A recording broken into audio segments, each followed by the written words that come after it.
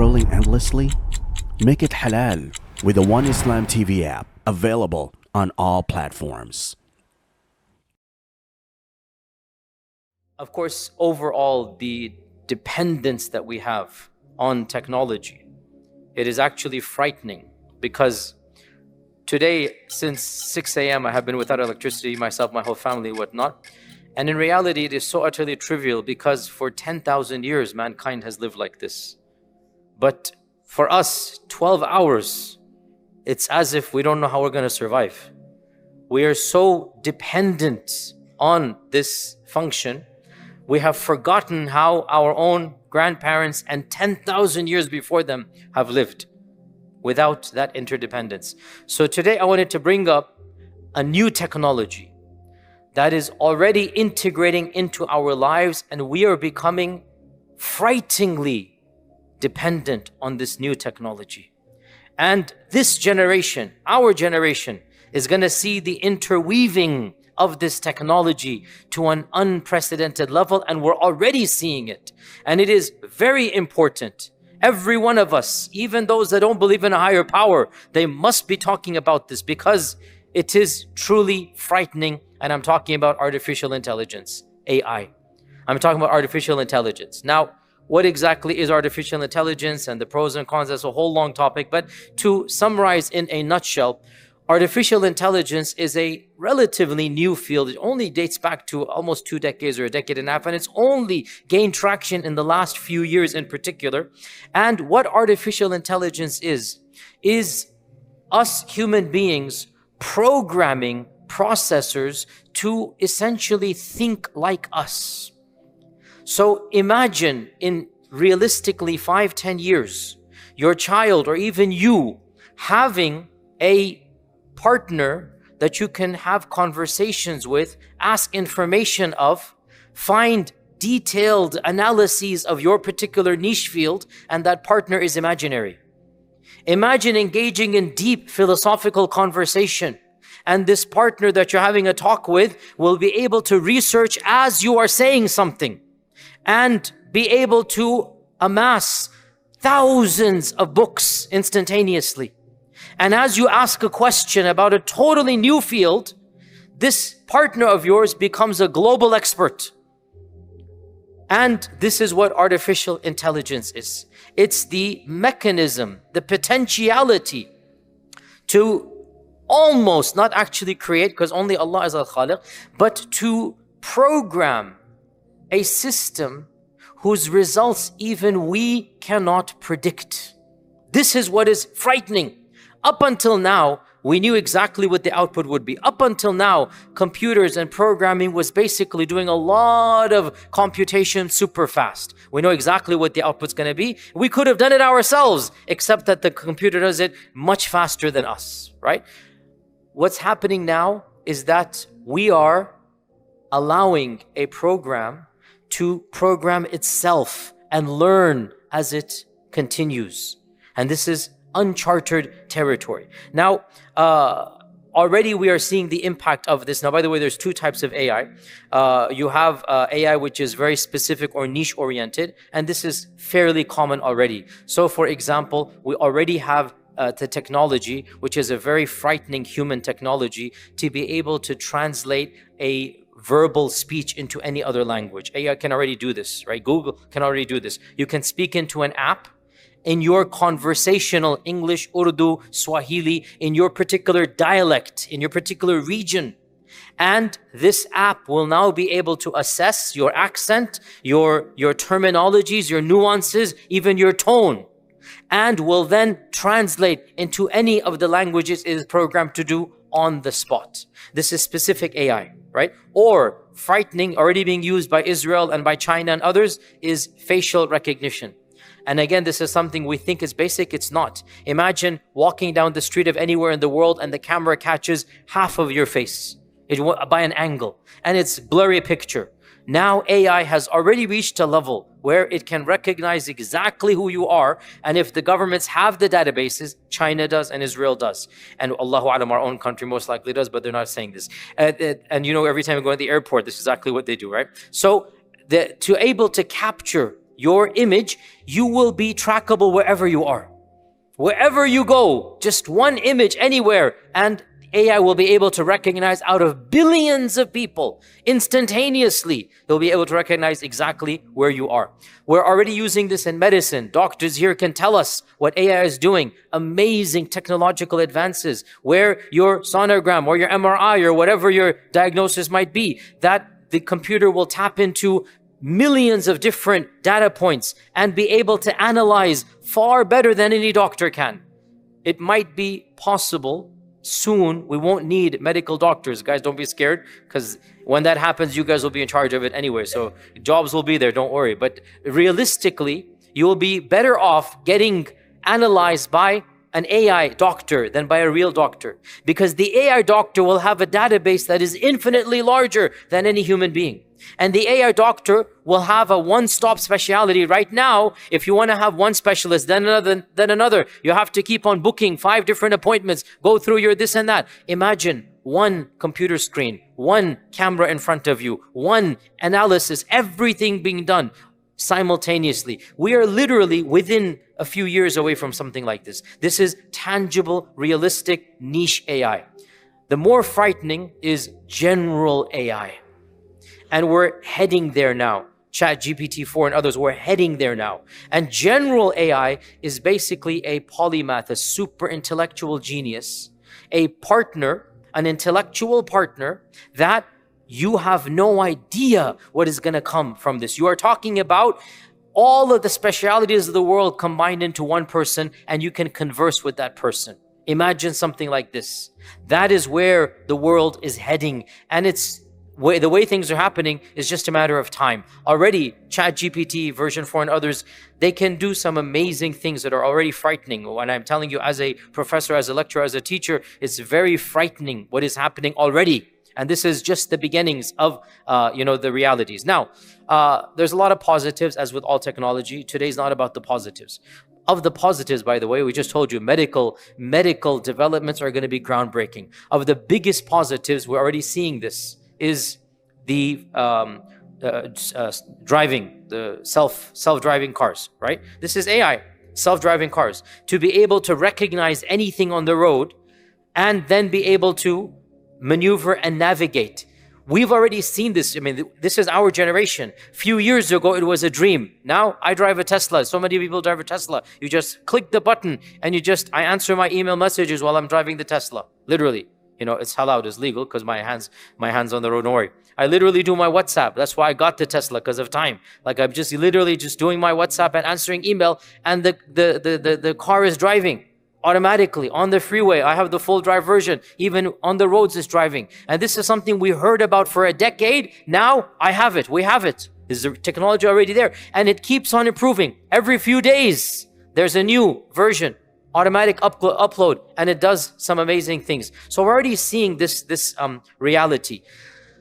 There are some challenges and ethical concerns, and we as Muslims need to be very cognizant of this, because our Sharia provides an answer for everything. We need to be at the forefront of some of the problems of these new technologies. So I wanted to just bring them up, and then in the end of the day, it's not my area and forte. Other people need to take up and help us in this regard. What are some of the problems that AI might bring about? Well, first and foremost, one of the most obvious problems is going to be AI will have to decide who lives and who dies in a rational manner and not an emotional manner.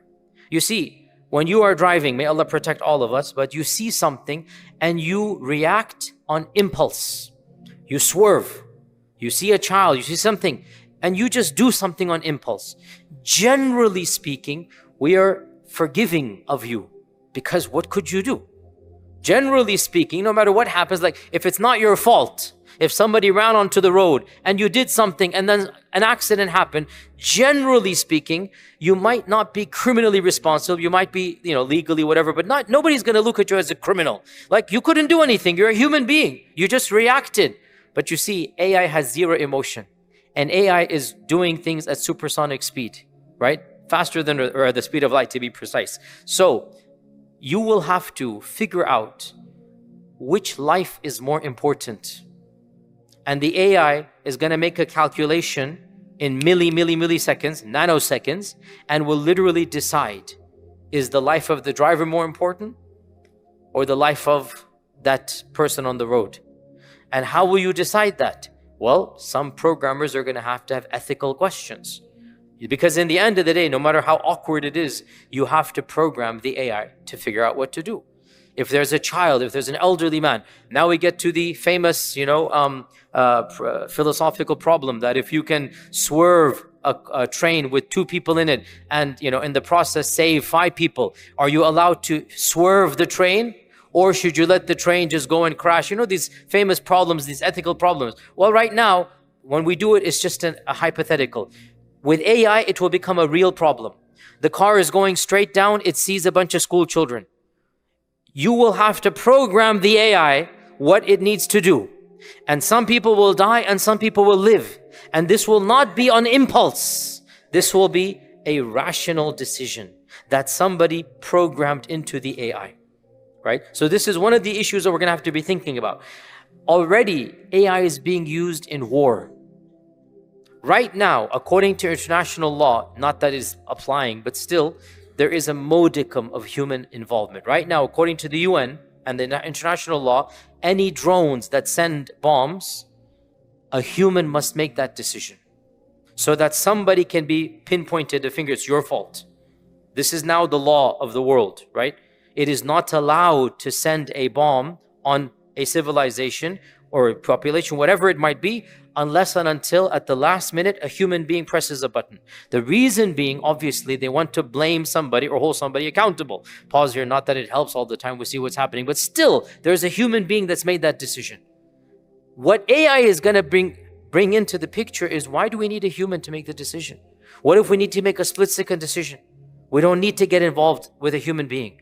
So once again, we're going to get all of these complex problems that are literally solving life and death issues based upon artificial intelligence.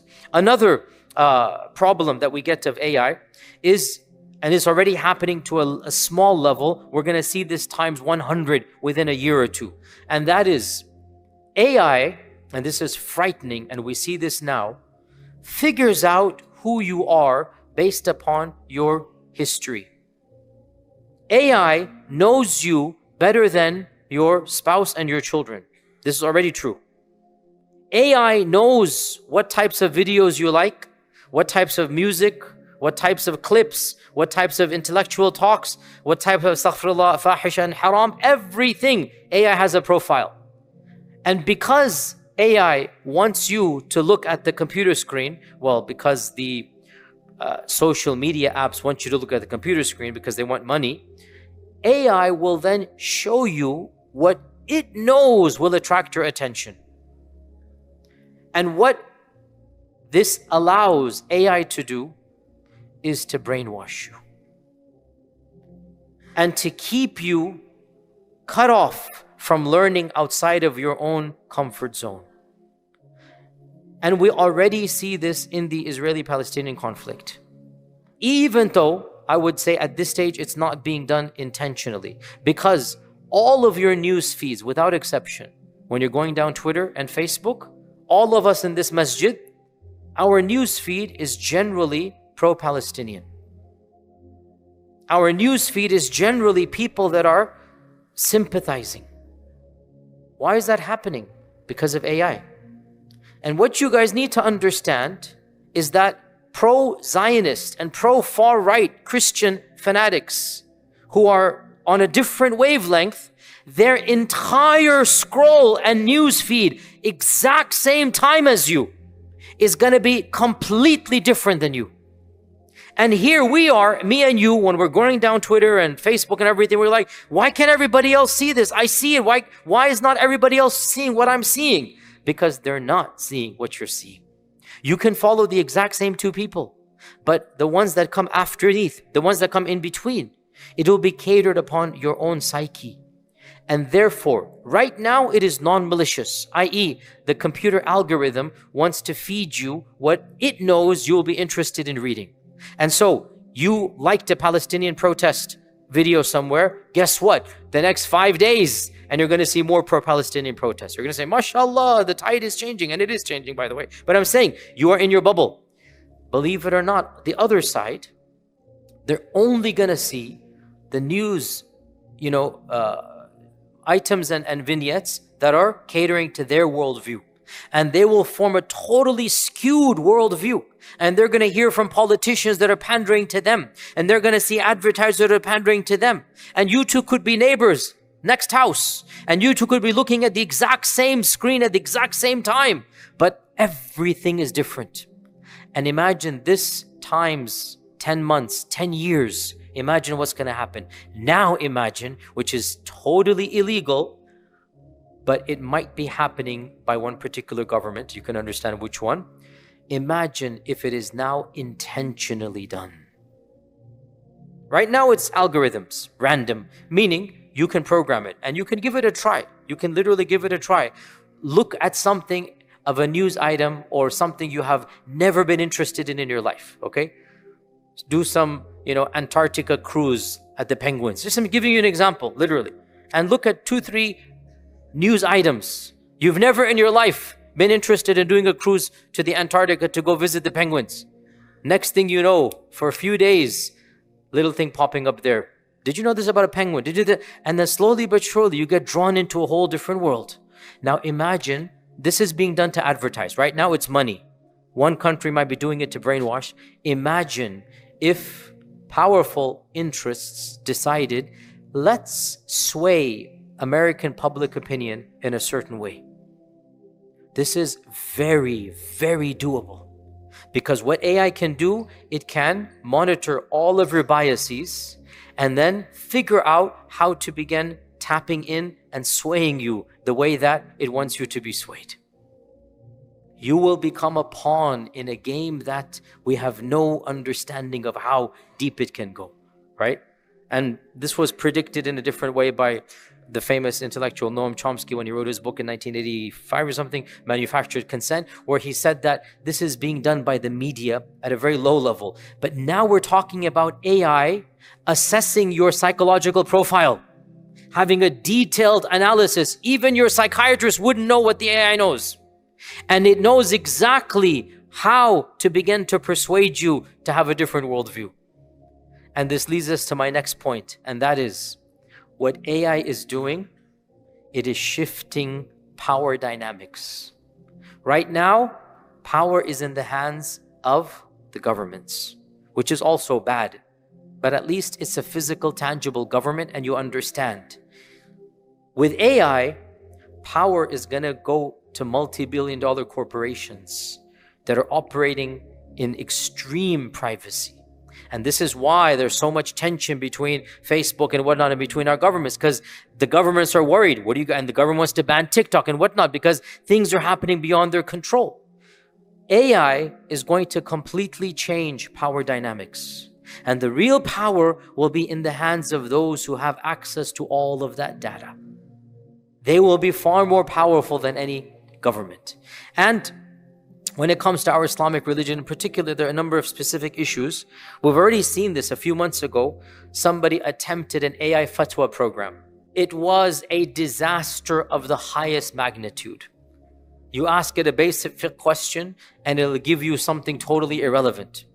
And so the guy himself had to apologize and say it was just a prototype. But here's the point. What does a prototype mean? It's only a matter of time before you don't need me anymore. Yasir Qadhi becomes superfluous. Okay, you will have Mufti Chat GPT, Mufti Sahab, Mufti GPT. And I'm not even joking. This is where this is heading now, right?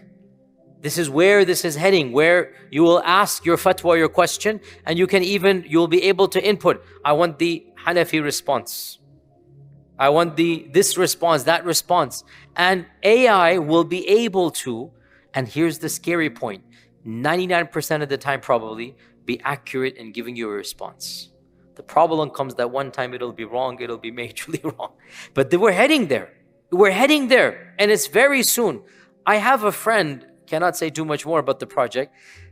Let me just say generically, he's a computer geek, nerd, whatever. He's using AI for hadith isnads and an analysis of hadith.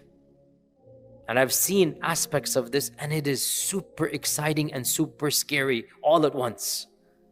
Where you just put in the hadith and it's going to automatically look at all the books in the database and draw an entire chart for you and then give you its own verdict. You don't need Ibn Hajar or Albani, and you don't need it all, right? Chat GPT will tell you the isnad. And it'll tell you whether it's authentic or not based upon all of these criterion. We are already there. This is not in one generation. This is within a year or two. This is right now we are seeing this. So the whole globe is changing in this regard. And people who want to find problems with Islam, they're using AI for the wrong stuff as well when it comes to Islam. And again, I don't want to get too explicit here, but the main miracle we have is that our book cannot be reproduced. The AI is being done, and I know this from my friends and whatnot, it is being done to try to do something. What are you going to do in this regard, right? These are people that have complete, nefarious intentions, and they're using these types of technologies to try to bring doubts to Islam and the Muslims. Subhanallah. So we have now a very, very different world coming up. And if you're aware of what's happening in the last year, massive internal scandals have happened within the AI community. Even last week, one of the senior, highest level officials resigned in public and said, there's no oversight. I love this, but I'm frightened to death of it. What you guys are doing, and she didn't say more, but she resigned, and it caused shockwaves because she didn't tell us explicitly what's going on, but something happened, and what she was saying is that there is no oversight, and you guys are not understanding the ethical issues involved over here. So bottom line, I know it's not exactly a purely Islamic thing, but here's my philosophy. We can't separate the deen from the dunya. Muslims have to be aware of this. It's going to impact us, and it is impacting us. If we can't live 12 hours without electricity, in a few years, AI will be integrated into our phones. In a few years, AI will be in our houses. In a few years, we're literally going to be interdependent on it, right? There will be a lot of positives. Can you imagine one of the easiest positives already happening is that schools will not be needed anymore. And AI will take charge of teaching your child exactly in the best manner that your child needs. Your child is strong in one field, AI will zoom over that. It's weak in another, AI will be able to figure out what is the best way to help your child in that maths problem, in that engineering problem, in that algebra problem. AI know exactly what will be the most, repetitive routines that need to be done so that your child understands this particular problem, and they'll be forever. So can you imagine a tutor specifically for every human being in the world, cater to your particular mindset? That's a massive positive. But in the process, by the time this child grows up, this AI companion will be even more knowledgeable than his qareen of the ins and the jinn. The AI will know more about you than the qareen of your own jinn knows about you, right? Maybe even the jinn will be frightened of the AI because the AI knows about the qareen as well.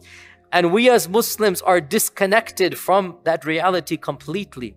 But my point to bring it up is just to remind us that SubhanAllah, we have to be cognizant. We're living in a very fragile world.